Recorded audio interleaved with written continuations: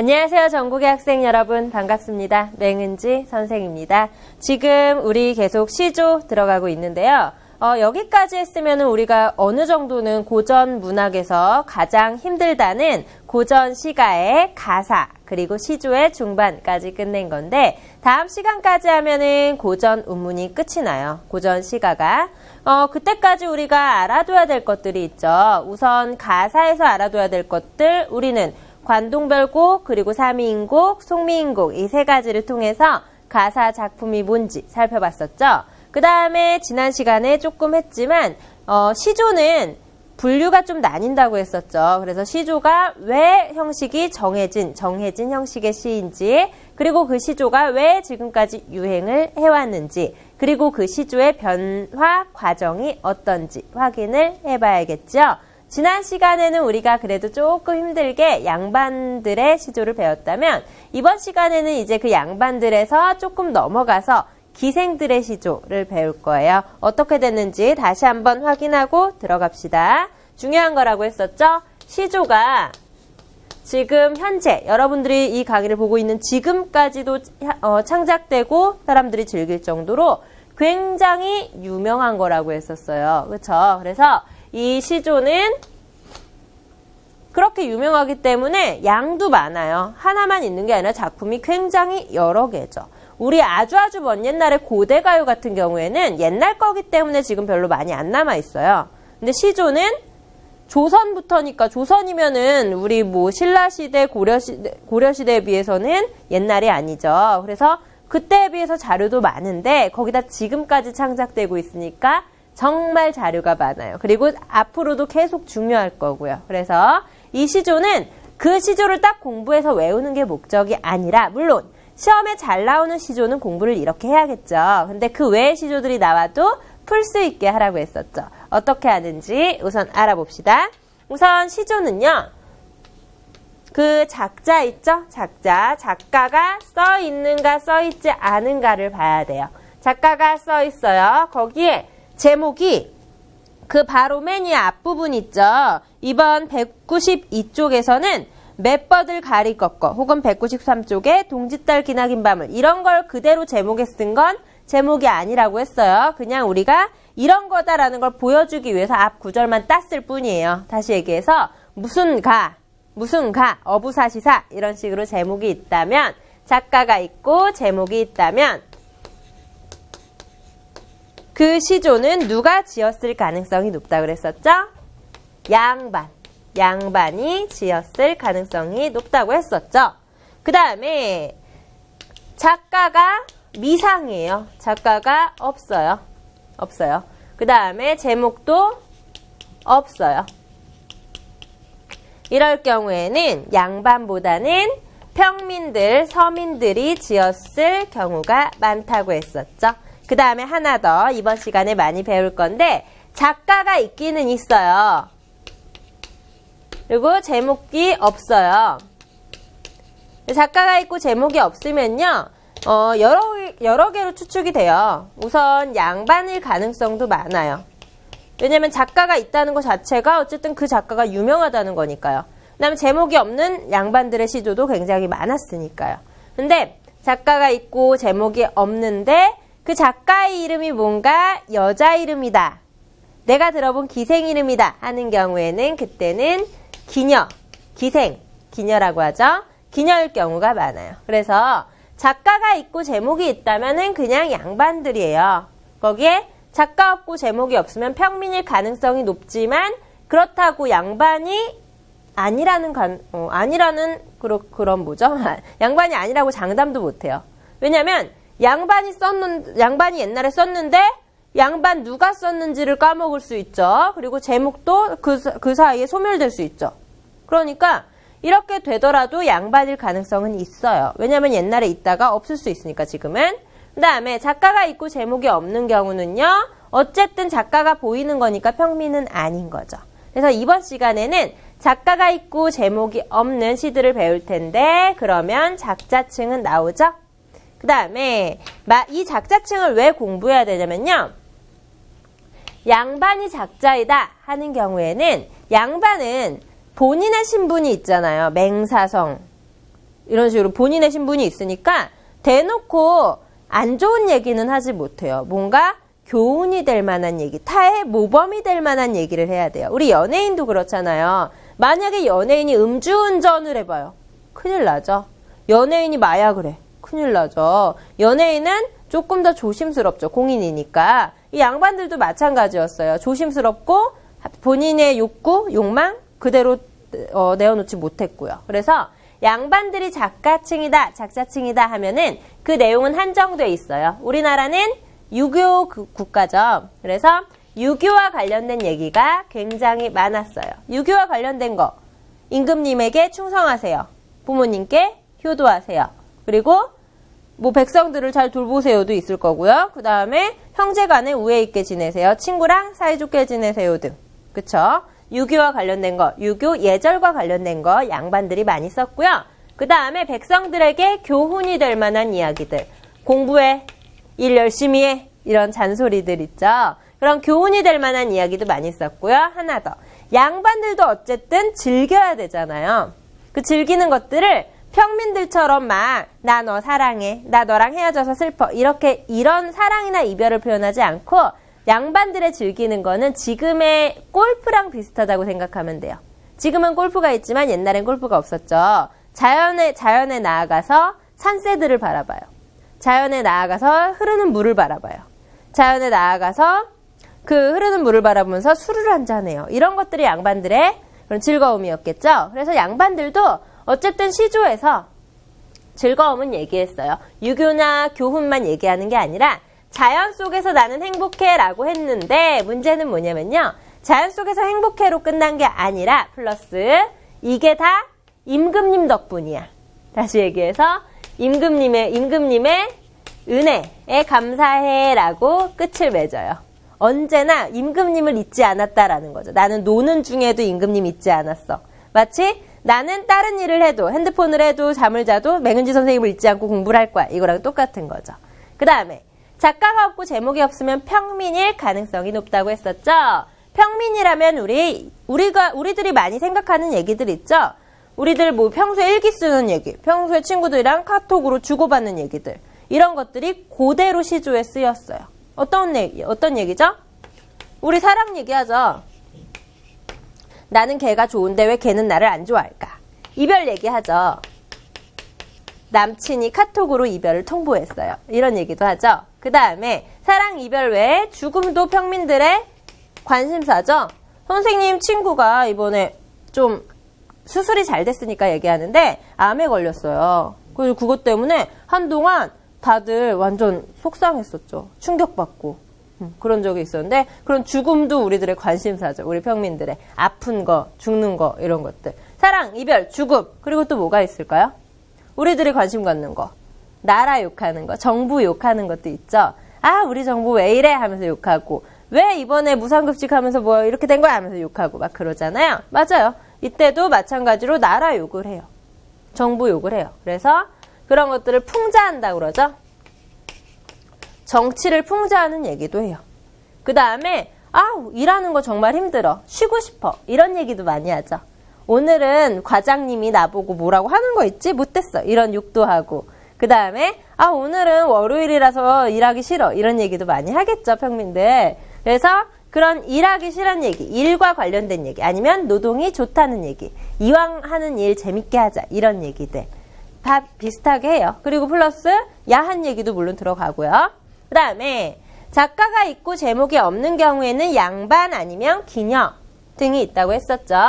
양반일 경우에는 여러분들이 이 위로 가서 이런 얘기들이 있다고 다시 생각하면 됩니다.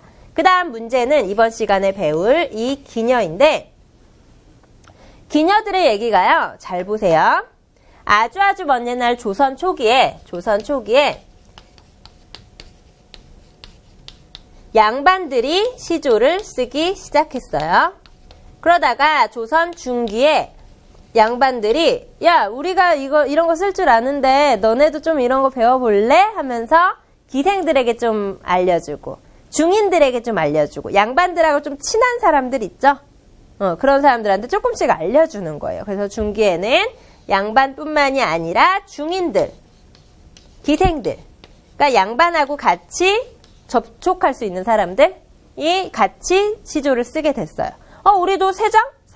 초장, 중장, 종장 할 수 있을 것 같은데 마지막 무조건 3글자라고? 그 정도야 하면서 막 쓰는 거죠. 그 다음에 후기로 와서, 조선 후기로 와서는 이제 이들하고 접촉하는 사람들, 모든 사람들, 모든 평민들, 기생친구도 있을 수 있죠. 그래서 모든 평민들도 쓰기 시작했는데 잘 보세요. 초기에 비해서 후기로 갈수록 점점 형식이 파괴돼요. 물론 여러분 이거는 일반적인 거예요. 다시 얘기해서 중기에도 양반들의 시 물론 있었어요. 후기에도 양반들의 시조 당연히 있었죠. 근데 일반적으로 후기에 평민들이 썼을 때는 형식을 파괴했다는 거예요. 형식 파괴한 시조를 보는 방법은 오늘 배울 거거든요. 우선 오늘 기녀들의 시조를 봅시다. 기녀들의 시조 얘기는 보통 무슨 얘기일까요? 기생에게 관심이 많은 건 뭐죠? 기생의 관심사. 당연히 사랑. 그리고 내가 사랑하는 사람의 보고 싶음, 그리움. 그리고 외로움. 이별.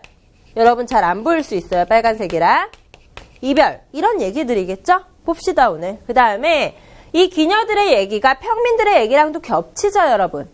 그렇기 때문에 이 기녀들의 얘기랑 평민들의 얘기 같이 보면서 이 형식은 어떻게 파괴되어 가고 있는지, 그리고 그 내용은 어떻게 비슷한지, 내용의 공통점, 차이점까지 오늘 차근차근 해보는 거죠. 할 수 있겠죠?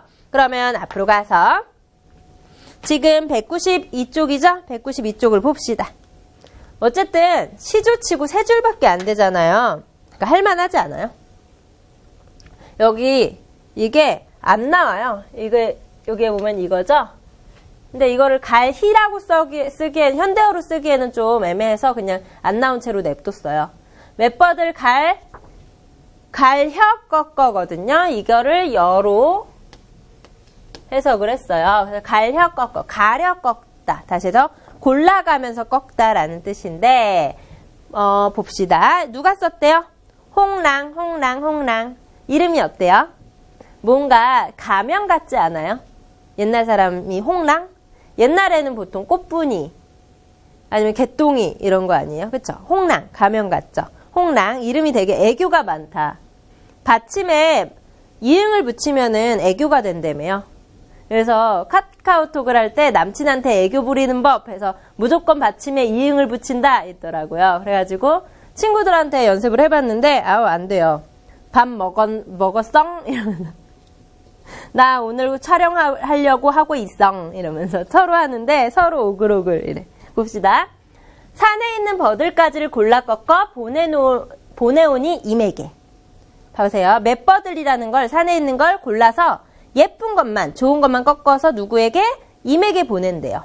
그 다음에 주무시는 방에 창가에 심어두고 보시옵소서. 주무시는 방에 딱 창가에 심어두래요.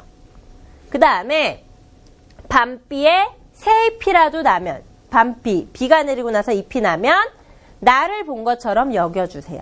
다시 얘기해서 버드나무가지가 있죠. 그 버드나무가지가 있으면은 그림 봐라. 이거를 골라서 꺾어요. 그래서 임에게 보내줘요. 그러면 님이 어떻게 하래요? 자는 방 창밖에 보래요. 보통 자는 방은 어디죠? 안방이죠. 안방 창밖, 안방의 창. 다시 얘기해서 가장 잘 보이는 곳. 하루의 시작과 하루의 끝을 함께하는 곳. 가장 잘 보이는 곳에 보래요. 거기에 이게 잎이 나면 나처럼 여겨주세요. 다시 얘기해서 나는 임에게 버들가지를 보내요. 왜 보낼 것 같아요? 홍랑이라는 귀여운 여자가 님에게 버들가지를 보내고 있어요. 왜 보낼까요? 님이 이거를 봤으면 좋겠어서. 그리고 이걸 나라고 생각했으면 좋겠어서. 다시 얘기해서 이 버들가지는 나예요. 나라고 생각하길 원하는 나의 분신인 거죠. 우리 드라마 보면 그런 경우 있죠. 고아원에서 두 친구가 헤어져요. 헤어질 때 목걸이를 부러뜨려서 하나씩 갖고 있는 거죠. 그 다음에 너 이 목걸이 나중에 우리 만나서 이어붙이면 되니까 그때까지 이거 나라고 여기고 열심히 살아 이러는 경우 봤죠. 마찬가지예요. 멤버들 꺾어서 보내줘요. 이거 나라고 여겨. 그리고 우리 다시 만났을 때는 내가 늘 지켜보고 있었다고 생각하고 그 다음에 우리 사랑 변하지 말자 이런 의미가 되겠죠. 그래서 버들가지를 꺾어서 보냈다는 건 이게 나라는 거고요. 님이 이걸 보길 바라는 거고요. 마지막에 님이 이걸 나처럼 여겨줬으면 좋겠다라고 하는 거고요. 여기에서 세 줄이니까 3장 맞죠? 초장, 중장, 종장. 그리고 종장의 처음 여기선 뭐죠? 밤비에 세 글자 맞죠? 세 글자도 잘했어요. 그럼 우리 핵심 정리 봅시다. 평시조죠? 평범한 시조. 그리고 단시조, 짧은 시조죠? 반대는 연시조예요. 우리 첫 시간에 배웠던 시조의 첫 시간에 배웠던. 그 다음에 성격은 애상적. 뭔가 짠하지 않아요? 둘은 지금 만날 수 없는 상황이잖아요. 그래서 이거 나라고 여겨야 돼? 이런 징표 같은 거잖아요. 약간 애상, 짠한 마음. 여성적, 연정, 사랑하는 걸 연정이라고 하거든요. 연정가. 주제, 임에게 보내는 사랑. 특징, 청순 가련하고 섬세한 여인의 이미지. 어떤 이미지예요, 대체? 청순 가련, 섬세, 여인의 이미지. 한지민? 맞나? 아니면 수지? 유나? 청순 가련, 섬세한 여인의 이미지. 드러나요? 그쵸? 보통 보고 싶으면 나 너 보고 싶어 따라갈래 라고 하거나 아니면은 이런 식으로 버드를 보내는 게 아니라 나중에 보면 좋을 텐데 이런 식으로 얘기할 텐데 여기서는 그 약간 손편지 쓰는 것처럼 버드나무까지 딱 보내는 거죠. 되게 여성스럽죠. 그래서 옛날에 이런 게 사랑 방식이었나 봐요. 옛날에 그랬잖아요. 길 가던 나그네가 안악한테 물 한 잔 주소라고 하면 안악이 물을 한 잔 떠주면서 거기에 버들잎을 몇 개 띄워주잖아요. 그래서 아그네가 이 버들잎은 뭐요? 하면은 안악이 급히 마시다 체할까 두렵습니다. 이러잖아요. 그게 옛날의 낭만이었나 봐요. 우리는 지금은 이해 못하겠죠. 그 다음에 192쪽의 밑에 봅시다. 주요 내용 정리 보이죠? 웹버들의 상징적 의미. 선생님이랑 지금 했었죠? 화자에게 보내는 화자의 정성과 사랑, 임을 그리워하는 화자의 분신. 그 다음에 기녀 시조의 특징이라고 써있죠. 홍랑은 기생이에요. 기녀. 이름 자체가 애교가 많아 보이잖아요. 그렇죠? 홍랑, 황진이 이런 사람들이 기생인데 일반적인 특징 봅시다. 아까 다 얘기한 건데 남녀의 애정 문제를 포함한 인간의 정서를 솔직하게, 진솔하게 그렸고요. 그래서 시조의 내용과 표현에 생기를 불어넣었고요. 서정시로서 성격을 한층 더 발전시켰대요. 또 표현이 좀 세련됐고요. 우리말의 아름다움도 많아요. 그 다음에 문학사적 의의는 아까 얘기한 그거예요. 양반들만 쓰던 시조를 기녀들 쓸 수 있게 됐다. 다시 얘기해서 시조의 작자층, 향유층, 시조를 즐기는 사람, 시조를 쓰는 사람이 범위가 넓어졌다라는 거죠. 이해됩니까? 그래서 지금 문학사적 의의까지 봤고요. 그 다음에 되게 유명한 작품이죠. 황진이가 기생이라니 거는 다 알죠? 황진이, 기생입니다. 진이. 노래도 있잖아요. 그 트로트로 황진이 하면서 기생이에요. 봅시다. 황진이는 기생이고요. 선생님이 황진이의 모습을 묘사한 그 그림을 본 적이 있어요. 크게 안 예뻐요, 사실. 막 예쁘다기보다 약간 복스러운 이미지예요. 근데 황진이가 인기가 그렇게 많았대요. 남자들이 황진이 보고 싶어가지고 막 안달나고 그 다음에 황진이도 누구든 꼬실 수 있었고 막 이랬대요. 그래서 왜 그런가 봤더니 황진이는 못하는 게 없었어요. 그러니까 그런 것 같아요. 남자들이 좋아하는 게 엄청 완벽한 여자, 완벽히 예쁜 여자가 아니래요. 그래서 남자들은 완벽히 예쁜 여자보다는 무난하게 어느 정도 매력 있게 생기면서 어느 정도 자신과 얘기가 통하는, 뭘 얘기해도 통하는 뭔가 박학다식하고 뭔가 지혜로운 여자가 더 좋대요. 근데 황진이가 딱 그랬대요. 뭐 검은고도 잘하고 춤도 잘 추고 거기에 지혜롭게 상대방의 이야기도 잘 들어주면서 그거에 대답도 다 할 수 있게끔 박학다식했고 이런 이미지였대요. 그런 황진이가 좋아하는 남자가 있거든요. 이 좋아하는 남자랑 오래오래 있고 싶다고 이런 시조를 썼어요. 근데 이 시조가 사실 되게 야한 시조예요. 우리 한번 봅시다. 우선 동짓달 기나긴 밤의 한가운데를 베어낸대요. 동지.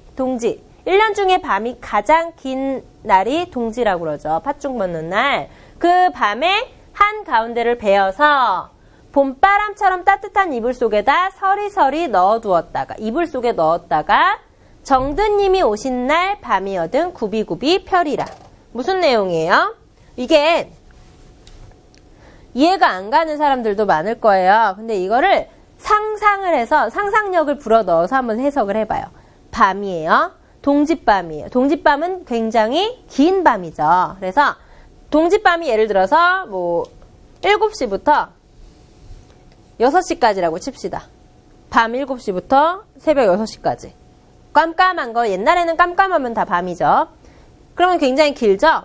이 밤의 한가운데를 베어낸대요. 다시 얘기해서 이 사이에 몇 시간 정도를 뺀대요. 그럼 동짓밤은 어떻게 될까요? 짧아지겠죠. 여기까지 머릿속에 상상됐죠? 그 다음 두 번째, 봄바람처럼 따뜻한 이불 속에다 서리서리 넣었대요. 이불이 이렇게 있잖아요. 이불 막 꽃무늬 있고 그 이불 속에다가 서리서리 접어서 이 밤을 서리서리 접어서 넣었대요. 이불 속에 보관을 한 거죠. 그 다음 언제 끝내냐? 정드님이 오시는 날 밤 굽이굽이 편대요. 다시 얘기해서 정드님이 오신 날 밤은 동지보단 짧겠죠. 한 이 정도라고 칩시다. 그러면 그 밤에 이거를 굽이굽이 넣었던 거를 다시 펴놓겠대요. 그럼 어떻게 될까요? 이 밤이 더 길어지겠죠. 다시 얘기해서 나는 혼자 있을 때는 외로우니까 혼자 있는 시간은 빨리 갔으면 좋겠어. 그 다음에 상대방이 같이 있을 때는 우리 사랑하는 사람이 함께 있을 때는 그때는 밤이 길어졌으면 좋겠어.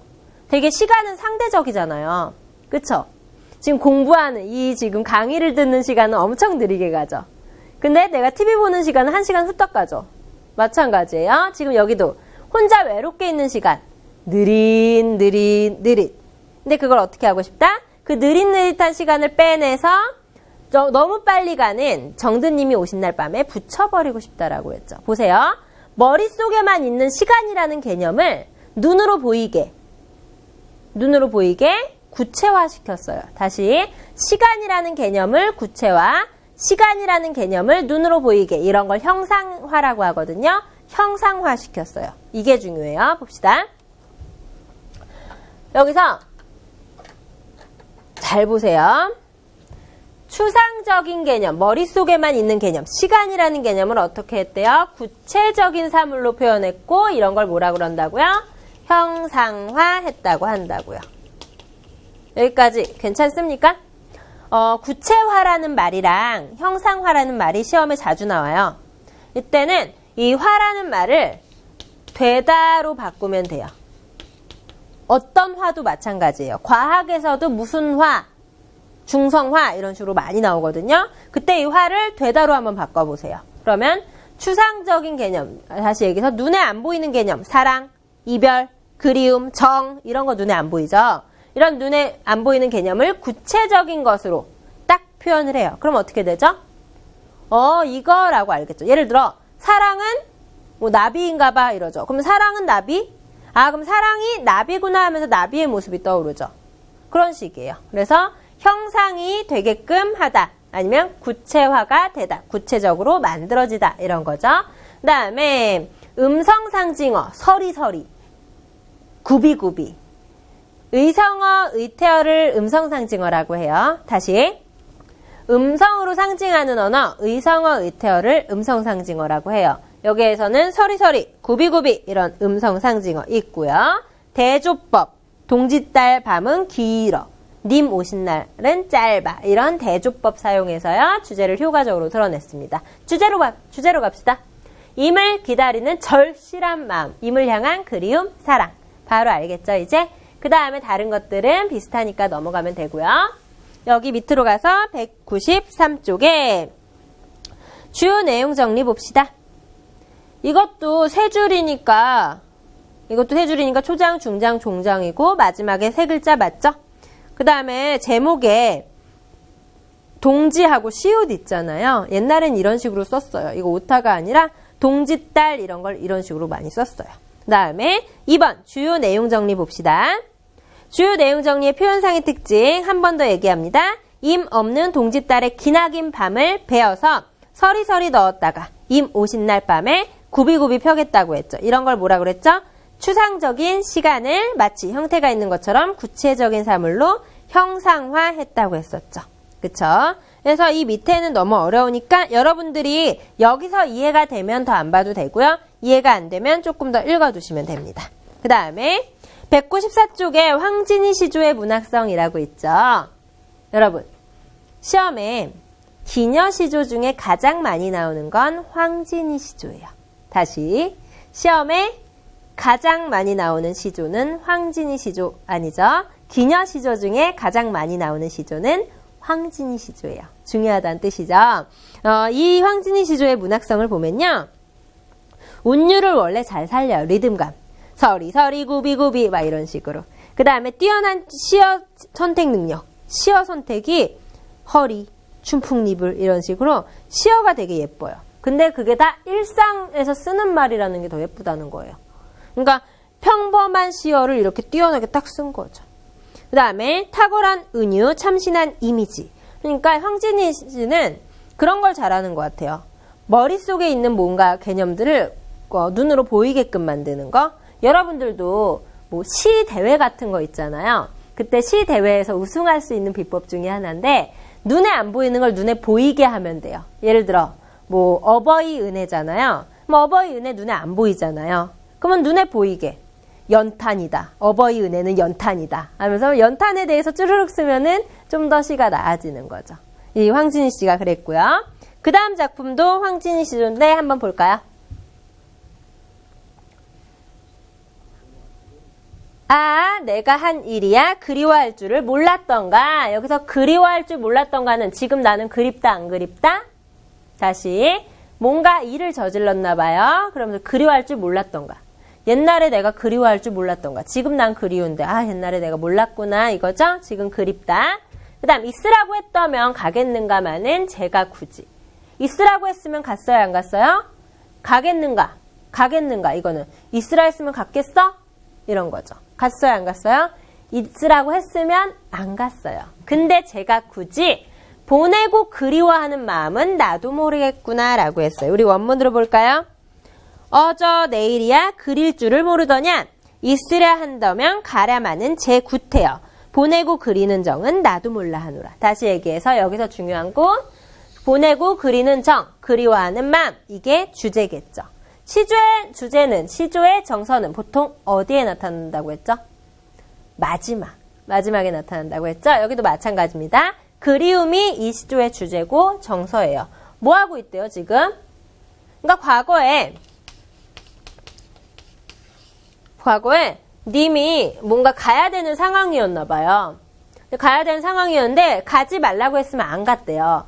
근데 있으라고 했으면 안 갔을 텐데 굳이 보냈대요. 가라고 했대요. 그러니까 가고 나니까 어때요? 그리운 거예요. 그러니까 과거에 나하고 님하고 서로 사랑하는데 님이 떠나야 되는 상황이에요. 근데 님한테 가! 라고 한 거죠. 님이 진짜 간 거죠. 그러니까 현재 님이 진짜 가고 나니까 어떤 거예요? 속상해, 후회돼, 그리워. 그리운 거죠. 그래서 님이 가고 나서 그리워하는 마음 이게 주제가 되겠죠? 그래서 이것도 황진이 시조인데 이건 실제로 황진이가 겪은 일이에요. 사랑하는 사람을 보내고 겪은 일인데 여기서 핵심이 되는 건 이 제가 굳이 부분인데 왜냐면요. 이게 자기가 굳이 있으라고 했으면 갔을까의 의미도 있고요. 여기서 끊어버려 보세요 한번. 있으라고 했다면 가겠냐. 그리고 지가 굳이 보내고 그러면 여기서 지가 굳이 보내고 하면 누가 보낸다는 걸까요? 그때는 황진이 본인이 되죠. 내가 굳이 보내고 그리워하네. 그죠? 근데 만약에 여기서 안 끊으면요. 있으라고 했으면 지가 굳이 가겠냐. 이렇게 도치, 문장이 바뀌었다는 걸로 해석이 되면 이때는 쟤는 임이 되는 거죠. 이렇게 두 가지로 해석이 돼요. 밑에 또 써 있습니다. 2번 주요 내용 정리에 제9태야의 중의성이라고 있죠. 봅시다. 도치법이라고 바뀌었다고 본다면 제9태여 같겠냐. 임이라는 걸 강조한 거고요. 행간 걸침이라고 해서 위의 행을 밑으로 내려야 되는데 그냥 위에 썼다고 본다면 자기가 구태여 보내고의 뜻이니까 주어가 내가 된다는 거죠. 이해됐죠? 그 다음에 핵심 정리 봅시다.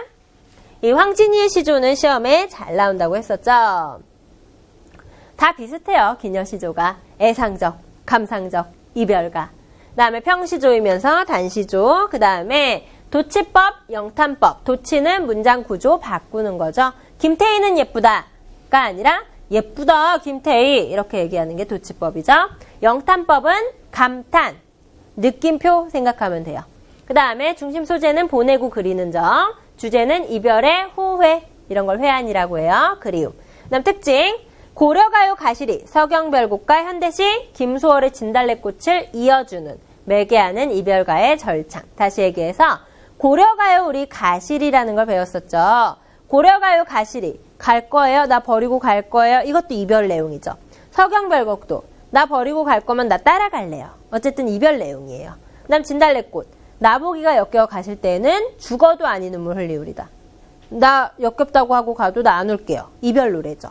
이런 이별 노래 사이에서 이 이별 노래들을 계속 이어주는 역할을 한대요. 다시 얘기해서 주제가 비슷한 것들이 아주 먼 옛날 고려가요에도 있었고, 그 다음에 조선시대에도 있었고, 현대에도 있고, 지금도 있잖아요. 지금 요즘 노래들 보세요. 이별 노래 진짜 많죠. 그런 것들이죠, 다. 그 다음에 도치법 또는 행간걸침과 영탄법을 사용해서 시적화자의 안타까운 정서를 강조했다고 했는데 어쨌든 표현 방법을 쓰는 건 강조입니다. 그 다음에 마지막 하나만 더 보고 그 다음 강으로 넘어갈게요. 이게 원래 두 개를 더 봐야 되는데 이번 시간에 여러분 힘드니까 하나만 더 보고 넘어갈게요. 이 어이 못 오던가인데 이제부터는 여러분들이 사설시조라는 걸 볼 거예요. 사설시조 뭐라고 그랬죠? 일반 평민들이 쓰는 시조고요. 그 다음에 중간이 엄청 길어졌다고 했었죠? 그럼 사설시조를 어떻게 구분하죠? 맨 처음과 맨 끝줄을 그냥 빼보세요. 맨 처음과 맨 끝줄이 빼지나. 그 다음에 그 중간이 하나로 묶어보세요. 그래서 그 중간이 중장이 되는 겁니다. 한번 볼까요? 맨 처음 초장, 중장, 종장. 선생님이 끊어놨거든요. 초장, 중장, 종장. 초장은 시조랑 비슷하죠? 종장도 한 다리. 세 글자니까 시조랑 비슷하네. 중장만 엄청 길어졌죠. 그럼 우리 이제 이거 차근차근 볼까요? 내용은 다 비슷해요. 왜 못 오던가? 무슨 일로 못 오던가? 왜 못와? 왜 못와? 무슨 일로 못와?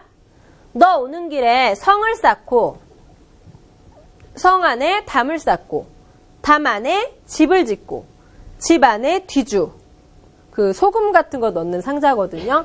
사도세자가 뒤주 안에 갇혀 죽었어요. 돌아가셨어요. 정조의 아빠인데 그래서 정조가 효성이 깊은데 이 뒤주, 소금 상자 그런 거 넣고 뒤주 안에 궤를 짜고 또 더 작은 상자를 짜고 그 안에 너를 필자 모양으로 결박하여 넣고 쌍배목에 걸쇠, 금거북, 자물쇠로 뭔진 몰라도 자물쇠래요. 자물쇠는 알죠?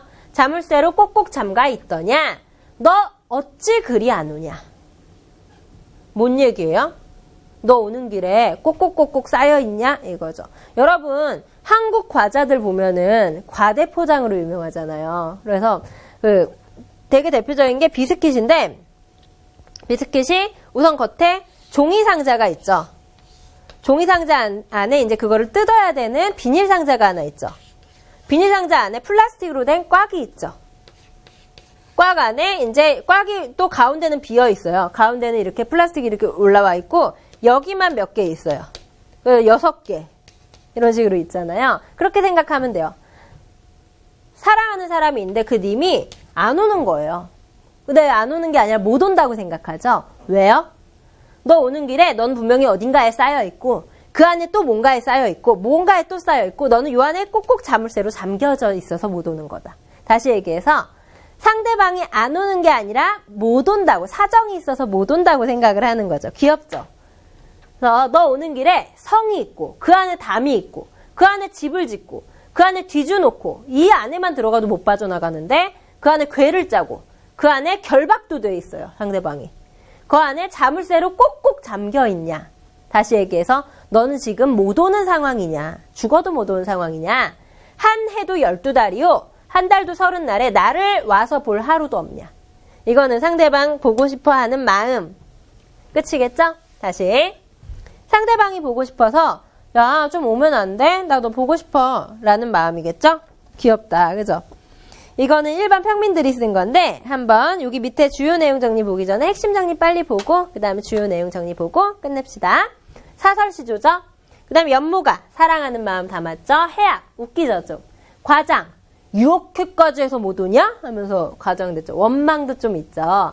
주제는 임을 기다리는 안타까운 마음. 정말 안타까워요. 특징 열거법. 그 다음에 연쇄법인데 연쇄법은 그거예요. 좀 무서운 말인데 연쇄살인 있잖아요. 그 떠오르죠. 연쇄살인은 그 어느 정도 아우 정말 무섭다. 나 그런 거 무서워하는데 사람을 죽일 때 비슷한 수법을 써서 죽이는 걸 연쇄살인이라고 하거든요. 그런 것처럼 그런 노래도 있어요. 원숭이 엉덩이는 빨개, 빨가면 바나나. 미안요. 빨가면 사과, 사과는 맛있어, 맛있으면 바나나, 바나나는 길어, 길으면 기차. 이런 식으로 쭉 있는 게 연쇄법이에요. 여기서도 보면은 무쇠로 성을 쌓고 성 안에 담 쌓고 담 안에 집 짓고 집 안에 괴 놓고 괴 안에 너를 결박하고 이런 식으로 이었죠. 연쇄법이면서 열거법도 있는 거죠. 리듬감을 형성하고 있고요. 임을 보고 싶은 마음의 간절함이 해학, 과장을 통해 솔직하게 표현됐죠. 마지막입니다. 196쪽의 밑에 시의 특징, 임을 기다리는 답답하고 안타까운 마음과 오랫동안 자신을 찾아오지 않는 임에 대한 원망의 심정을 장애물들을 나열하여 재치 있게 표현을 했죠. 굉장히 귀엽죠? 이 뒤에는 시간 관계상 다음 시간에 할게요. 여기까지 해서 여러분들은 시조의 기녀시조랑 그리고 사설시조랑 봤었죠? 다음 시간까지 해서 여러분들이 시조를 완벽하게 끝내봅시다. 고생 많았습니다. 감사합니다.